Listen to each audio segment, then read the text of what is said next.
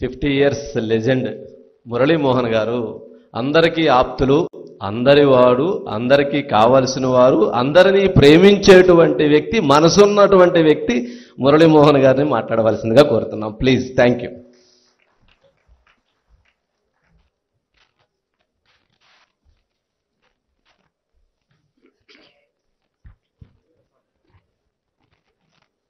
అందరికీ నమస్కారం అండి. ఉభయ తెలుగు రాష్ట్రాల కేకల్లోనే కాకుండా, భారతదేశంలోనే కాకుండా ప్రపంచ దేశాల్లో ఉన్న తెలుగు వాళ్ళందరికీ కూడా ఆరాధ్య దైవం ఎవరు అంటే ఒకే మాటగా చెప్పేది పేరు తిరుపతి వెంకటేశ్వర స్వామి. ఆపద ముక్కులు వాడు, అనాథ రక్షకుడు, అఖిలాండ కోటి బ్రహ్మాండ నాయకుడు అయినటువంటి వెంకటేశ్వర స్వామి నిత్య కళ్యాణం జరుగుతూ ప్రతిరోజు వేల మంది మీద కాదు లక్షల మంది భక్తులు వేయించేస్తూ ఆ దేవాలయాన్ని ఎంత పవిత్రంగా నడిపించారో మనందరికీ తెలుసు.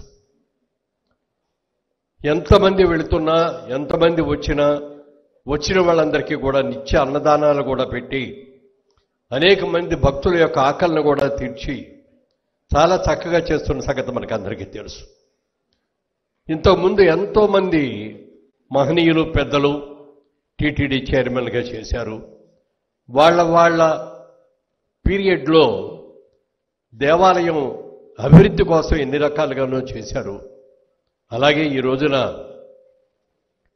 జర్నలిస్టుల విభాగంలో ఉన్నటువంటి బిఆర్ నాయుడు గారికి ఈ పదవి రావటం అనేది చాలా చాలా సంతోషంగా ఉంది.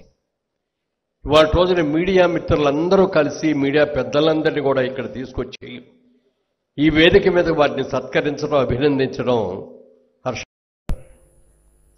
చిన్నప్పుడు నాకు బాగా చిన్నతనంలో ఒకసారి మా ఫ్యామిలీ అందరం కలిసి తిరుపతి వెళ్ళాం. ఆ రోజుల్లో తిరుపతి యాత్రకు వెళ్తున్నారంటే అదొక పెద్ద ఇది. పసుపు బట్టలు వేసుకొని ఊరంతా వెళ్ళి బంధువుల దగ్గర, పెద్దల దగ్గర, అందరి దగ్గర కూడా దక్షిణలు తీసుకొని అవన్నీ కూడా పసుపు బట్టల్లో తీసుకొని తిరుపతికి వెళ్ళి దేవాలయానికి వెళ్ళి అందరి తరఫున ఇవన్నీ కూడా హుండీలో వేసి దర్శనం చేసుకుని వచ్చేటప్పుడు ప్రసాదాలు కూడా తీసుకొచ్చి అందరికీ కూడా పంచిపెట్టడం అనేదో పద్ధతి. ఆ పద్ధతిగా మేమందరం కూడా వెళ్ళొచ్చాం మొట్టమొదటిసారి. నాకు చిన్నప్పుడు మరి జుట్టు చేస్తారు, దాన్ని ఏదో ఉంటారు, అది చేశారా లేదో నాకు తెలియదు. కానీ మొట్టమొదటిసారి నాకు తెలిసి నాకు గుండు చేయించుకుంది తిరుపతిలోనే. ఆ వెంకటేశ్వర స్వామి దగ్గరికి వెళ్ళిన తర్వాత ముందు అనుకున్నది కూడా కాదు, అందరూ చూస్తే అందరూ చేయించుకుంటున్నారు, నేను కూడా చేయించుకుంటానండి అని చెప్పి అడిగి మొట్టమొదటిసారిగా చేయించుకున్నాను తిరుపతిలోనే. అలాంటి తిరుపతిని, అంత పవిత్రమైన స్థానాన్ని గత కొద్ది రోజులు అంటే కొద్ది సంవత్సరాలుగా ఎంత పద్ధతి మారిపోయి ఎంత అపవిత్రమైపోయిందో కూడా మనం గమనించాం. అందరికీ దర్శనం చేసుకునే భాగ్యం కలగకపోయినా ఎవరు వెళ్ళినా కూడా ప్రసాదాలు తీసుకొచ్చి ఆత్మీయులకి, మిత్రులకి అందరికీ కూడా ఇస్తారు. అలాంటి ప్రసాదం తిరుపతి లడ్డు అంటే ఎంత పవిత్రంగా చూసుకుంటామో మనందరికీ కూడా తెలుసు. అలాంటి లడ్డు అపవిత్రమైపోయింది అని చెప్పినప్పుడు అందరూ ఎంత బాధపడ్డామో చెప్పడానికి వెళ్ళేది. కొంతమంది అడిగారు, ఇన్నాళ్ళు మనం తిన్నది, మనం కళ్ళకత్తుకొని మన గుండెల్లో పెట్టుకొని ప్రసాదంగా తీసుకున్నది అది వెజిటేరియన్ లడ్డూయా, నాన్ వెజిటేరియన్ లడ్డూయా అనే ఇదిలో పడిపోయి చాలామంది ఎంత బాధపడ్డారో చెప్పడానికి వెళ్ళలేదు. ఎప్పుడూ జీవితంలో నాన్ వెజిటేరియన్ ముట్టుకొని వాళ్ళు కూడా ఈ ప్రసాదం తిని అయ్యో మేము అపవిత్రమైపోయామే అని చెప్పి బాధపడ్డారు. అలా బాధపడ్డ వారిలో మా సినిమా ఇండస్ట్రీ నుంచి వచ్చి ఈ రోజున మొట్టమొదటిసారిగా ఉప ముఖ్యమంత్రిగా ఉన్న పవన్ కళ్యాణ్ గారు కూడా ఒక దీక్ష తీసుకున్నారు. ఆ రోజున ఎవరు చేసినా తప్పే జరిగింది, స్వామివారికి ఇలాంటి అపవిత్రమైనటువంటి లడ్డు ఇక్కడ చేసి ఎంతోమంది భక్తుల మనోభావాలను కూడా దెబ్బతీశారు. దీనికి నేను మాల వేసుకొని 15 రోజుల్లో ఎంతో నేను స్వామివారి దగ్గరికి వెళ్ళి మెట్ల మీద నడిచి వెళ్ళి స్వామివారికి క్షమించండి స్వామి, ఎవరి వల్ల జరిగిన తప్పు తప్పే, ఆ తప్పు జరిగినందుకు క్షమించండి అందరి తరఫున అని చెప్పి ఆయన కోరుకున్నారు. ఇలా ఎంతోమంది వేల మంది భక్తులందరూ కూడా ఈ అపవిత్రం అయిపోయింది, ఈ అపవిత్రమైన దాన్ని పవిత్రం చేసుకోవాల్సిన బాధ్యత మన మీద ఉంది అనుకున్నాం. చంద్రబాబు నాయుడు గారు ముఖ్యమంత్రి అయిన తర్వాత ఈ విషయాలు తెలుసుకొని వెంటనే ఏమేం కట్టుబాట్లు చేయాలో అన్ని కూడా చేయటమే కాకుండా ఈవో గారిని కానీ అలాగే నెక్స్ట్ ఈవోని ఏమంటారు,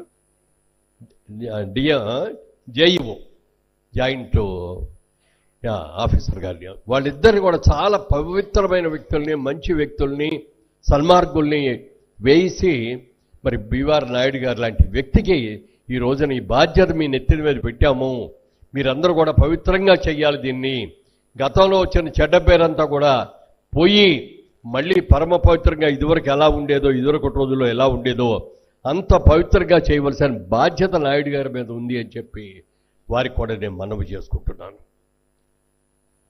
ఎవరైనా తప్పు చేస్తే మీడియాకి తెలిస్తే వెంటనే తెలియజెప్పేవారు.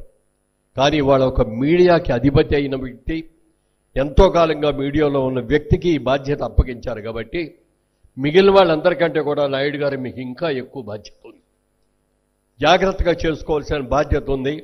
మీరు ఎన్నో విభాగాల్లో వ్యాపారాల్లో ఉన్నప్పటికీ కూడా ఈ బాధ్యత అయ్యే వరకు సాధ్యమైనంత వరకు తిరుపతిలోనే ఉంటూ ఆ కార్యక్రమాలన్నీ కూడా చక్కగా జరిగేట్టుగా చూడాలని కూడా మనం చేసుకుంటున్నాను.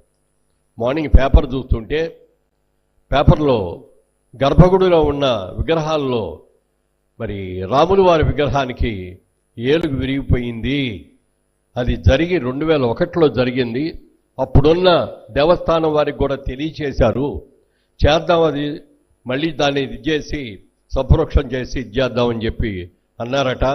అది ఇప్పటిదాకా జరగల, ఇప్పుడే జరిగినట్టుగా ఇవాళ పేపర్లో వచ్చింది. అది కూడా నిజంగా చాలా తప్పు అండి. ఎప్పుడైనా, ఎందుకంటే కొన్ని పొరపాట్లు జరుగుతాయి. మరి 1000 ఏళ్ల క్రితం కట్టిన దేవాలయం కాబట్టి అటు స్నానం చేయించేటప్పుడు ఒక వేలు విరిగిన సంగతి తెలుసుకొని అది తెలియజేశారట. దాన్ని ఎంతకాలం దాదాపు 3-4 సంవత్సరాల పాటు దాన్ని అలాగే ఉంచి చేయకపోవడం మాత్రం చాలా తప్పుగా భావిస్తున్నాను నేను. అలాంటి తప్పుని సరిదిద్దుకొని ఈ రోజున ఆ విగ్రహానికి ఆ ఏలు విరిగిపోయినట్టు ఏలు ఇచ్చేటే కాకుండా దానికి మళ్ళీ గోల్డ్ కోటింగ్ అవన్నీ కూడా చేసినట్టుగా ఇవాళ మార్నింగ్ పేపర్లో చదివాను. అలాంటి పొరపాట్లు జరగకుండా ఉండాలి అని మనస్ఫూర్తిగా కోరుకుంటున్నాను. ఇవాళ మీడియా మిత్రులైన వంశీ గారు మరి అందరినీ స్టాల్వర్డ్స్ పెద్ద వాళ్ళందరినీ కూడా తీసుకొని వచ్చి ఈ కార్యక్రమాన్ని ఇంత జనరంజకంగా ఇంత బాగా చేస్తున్నందుకు వారిని ప్రత్యేకంగా అభినందిస్తూ నాయుడు గారికి ఆ భగవంతుడు వెంకటేశ్వర స్వామి వారు ఆయురారోగ్య ఐశ్వర్యాలను ఇవ్వాలని, తన పదవి బాధ్యతల్లో చాలా మంచి పేరు తెచ్చుకునేటట్టుగా ఆ దేవుడు వారికి ఆశీస్సులు అందజేయాలని కోరుకుంటూ సెలవు తీసుకుంటాను. Thank you sir.